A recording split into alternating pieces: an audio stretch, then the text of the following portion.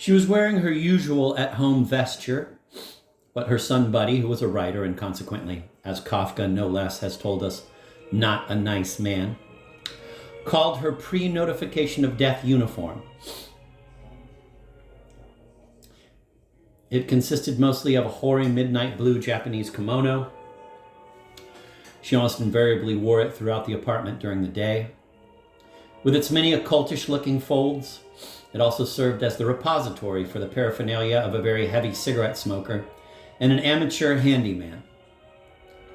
2 oversized pockets had been added at the hips, and they usually contained 2 or 3 packs of cigarettes, several match folders, a screwdriver, a claw-end hammer, a Boy Scout knife that had once belonged to one of her sons, and an enamel faucet handle or 2, plus an assortment of screws, nails, hinges, and ball-bearing casters, all of which tended to make Mrs. Glass chink faintly as she moved about in her large apartment. For 10 years or more, both of her daughters had often, if impotently, conspired to throw out this veteran kimono. Her married daughter, Boo Boo, had intimated that it might have to be given a coup de grace with a blunt instrument before it was laid away in a wastebasket. However oriental the wrapper had originally been designed to look, it didn't detract an iota from the single, impactful impression that Mrs. Glass, chez elle, made on a certain type of observer. The Glasses lived in an old but categorically not unfashionable apartment house in the East 70s, where possibly 2/3 of the more mature women tenants owned fur coats and, on leaving the building on a bright weekday morning, might at least conceivably be found a half hour later getting in or out of one of the elevators at Lord & Taylor's or Saks or Bonwit Tellers. In this distinctly Manhattan-esque locale, Mrs. Glass was, from an undeniably hoyden point of view, a rather refreshing eyesore. She looked at first as if she never left the building at all, but that if she did, she would be wearing a dark shawl, and she would be going in the general direction of O'Connell Street, there to claim the body of one of her half-Irish, half-Jewish sons, who, through some clerical error, had just been shot dead by the Black and Tans. Zooey's voice suddenly and suspiciously spoke up. "Mother, what in Christ's name are you doing out there?"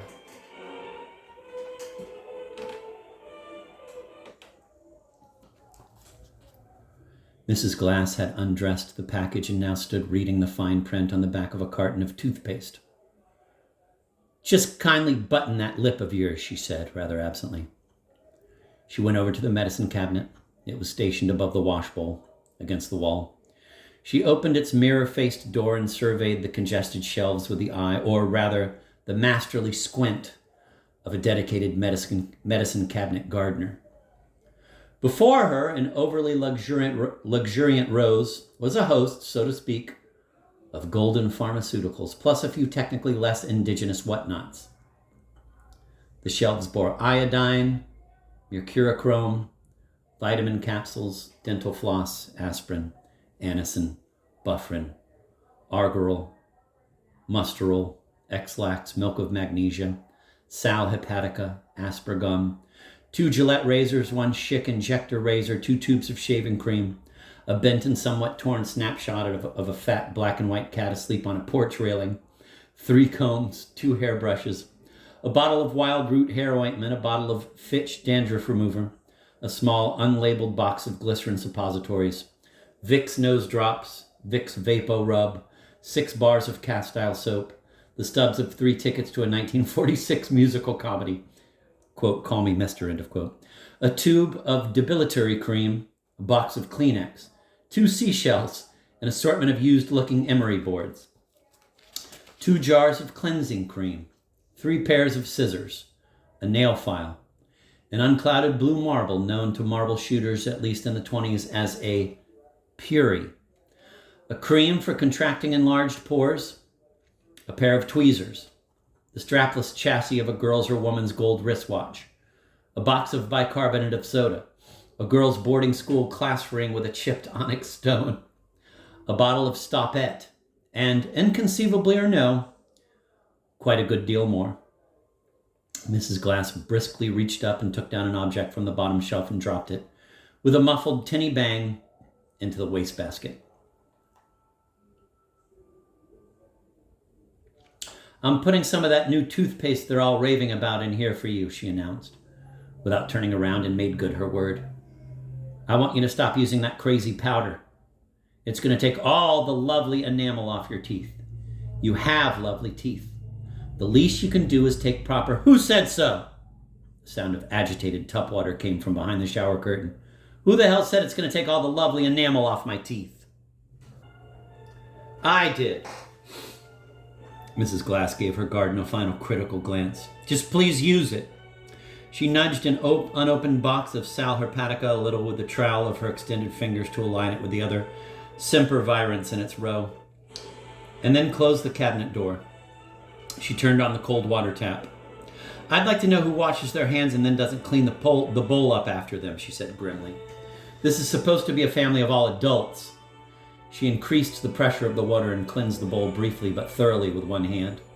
I don't suppose you've spoken to your little sister yet, she said, and turned to look at the shower curtain.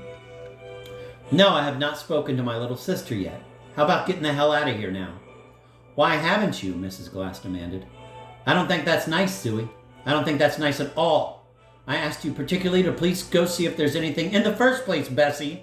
I just got up about an hour ago. In the second place, I talked to her for 2 solid hours last night, and I don't think she frankly wants to talk to any goddamn one of us today. And in the third place, if you don't get out of this bathroom, I'm going to set fire to this ugly goddamn curtain. I mean it, Bessie.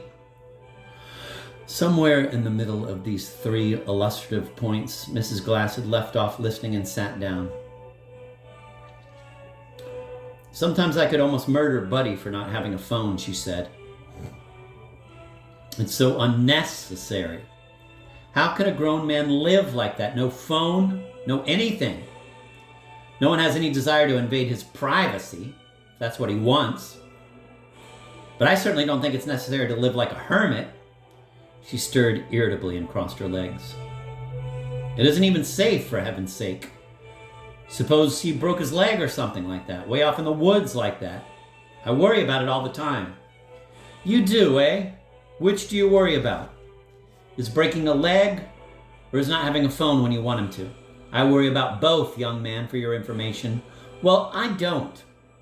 And you don't. Don't waste your time. You're so stupid, Bessie. Why are you so stupid? You know Buddy, for God's sake. If he were 20 miles in the woods with both legs broken and a goddamn arrow sticking out of his back, he'd crawl back to his cave just to make certain nobody sneaked in to try on his galoshes while he was out. A short, pleasurable, if somewhat ghoulish guffaw sounded behind the curtain. Take my word for it. He cares too much about his goddamn privacy to die in any woods. Nobody said anything about dying, Mrs. Glass said. She gave her hairnet a minor and needless adjustment. I've been trying the whole entire morning to get those people that live down the road from him on the phone. They don't even answer. It's infuriating not to be able to get him. How many times I've begged him to take that crazy phone out of his and Seymour's old room. It isn't even normal. When something really comes up and he needs one, it's infuriating. I tried twice last night and about 4 times this. What's all this infuriating business? In the first place, why should some strangers come down the road?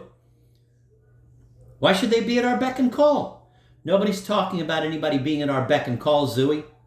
Just don't be so fresh, please.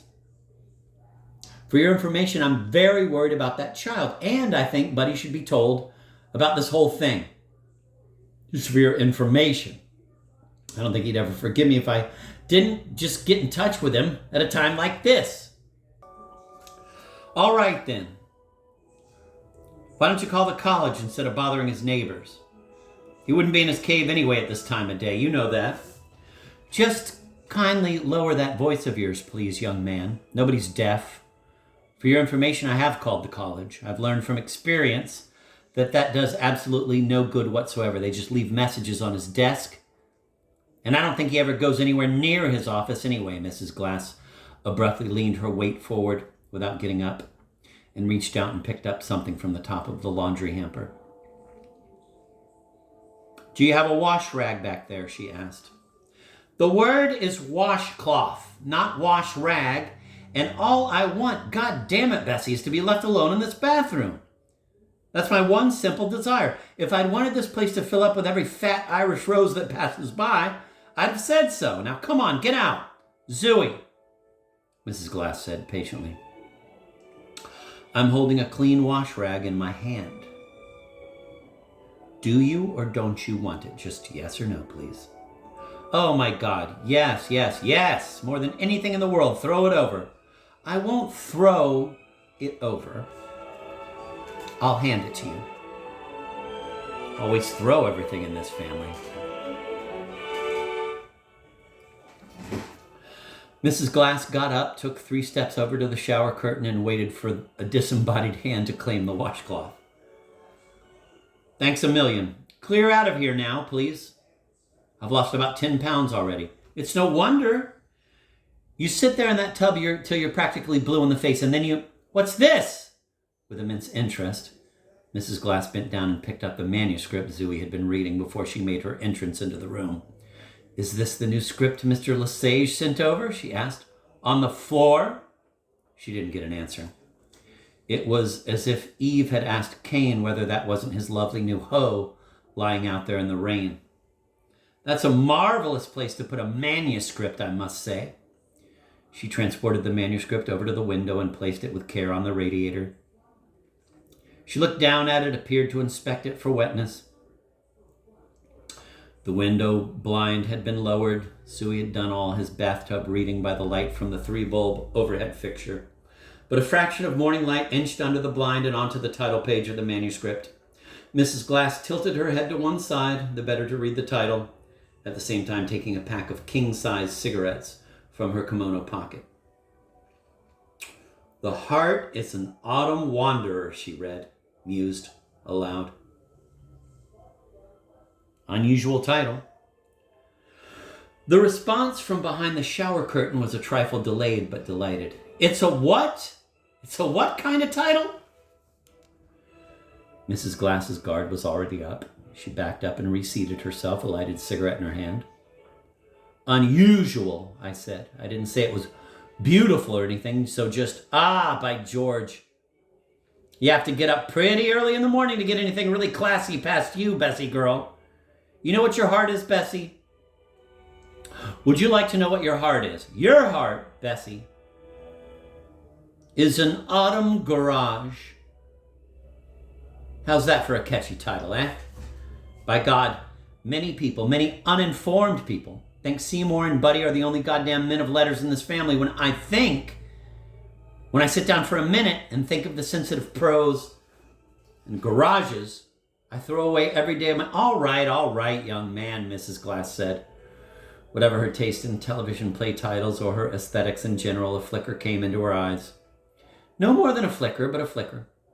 Of connoisseur-like, if perverse, relish for her youngest and only handsome son's style of bullying.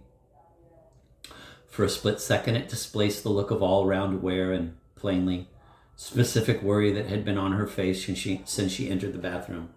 However, she was almost immediately back on the defensive. What's the matter with that title? It is very unusual. You don't think anything's unusual or beautiful.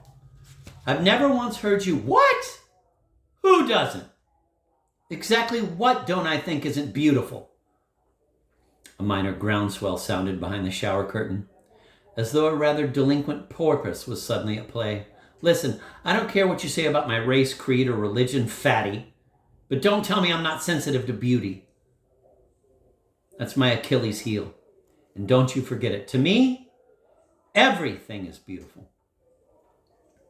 Show me a pink sunset, and I'm limp, by God. Anything, Peter Pan. Even before the curtain goes up at Peter Pan, I'm a goddamn puddle of tears. And you have the gall to try to tell me I'm... Oh, shut up, Mrs. Glass said, absently. She gave a great sigh.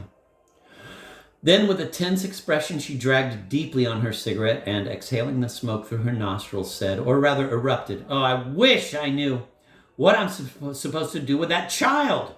She took a deep breath. "I'm absolutely at the end of my rope." She gave the shower curtain an X-ray-like look. "You're, none of you, any help whatsoever, but none. Your father doesn't even like to talk about anything like this. You know that?" He's worried too, naturally.